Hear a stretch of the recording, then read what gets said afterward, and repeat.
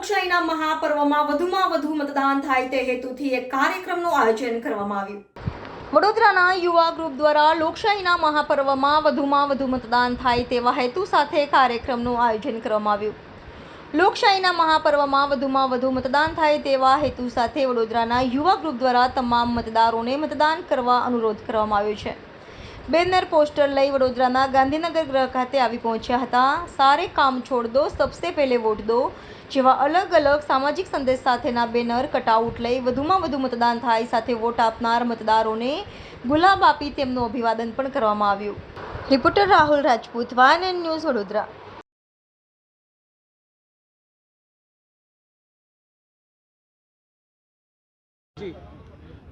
સમગ્ર દેશભરમાં લોકસભાની ચૂંટણી યોજાઈ રહી છે ત્યારે આજે ત્રીજા તબક્કાનું મતદાન છે.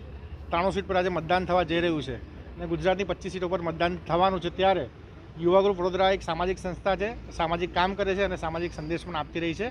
ત્યારે આજે અમે લોકોએ સૌથી પહેલાં ઉઠીને વોટ કર્યો છે, બધાએ મતદાન કર્યું છે અને ત્યારબાદ અમે અપીલ કરવા માટે આવ્યા છે કે મતદાન એ આપણી ફરજ પણ છે અને આ મતદાન આપણો હક પણ છે.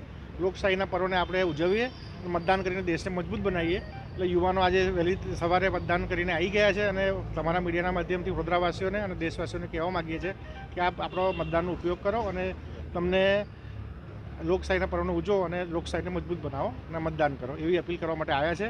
આજે વિવિધ પ્લેકાર્ડ, મેસેજ અને સ્લોગન સાથે અમે લોકો અહીં ઊભા છે અને એક બેનર પણ મોટું બનાવ્યું છે જેમાં મતદાન કરે એ માટે અવેરનેસ થાય એના માટેનો એક આ કાર્યક્રમ છે અને આપણા માધ્યમથી લોકો મતદાન સારું કરે એવી અપીલ કરીએ છીએ. કુણાલ પટેલ, યુવા group, Vadodara. Subscribe now and press the bell icon. Never miss an update.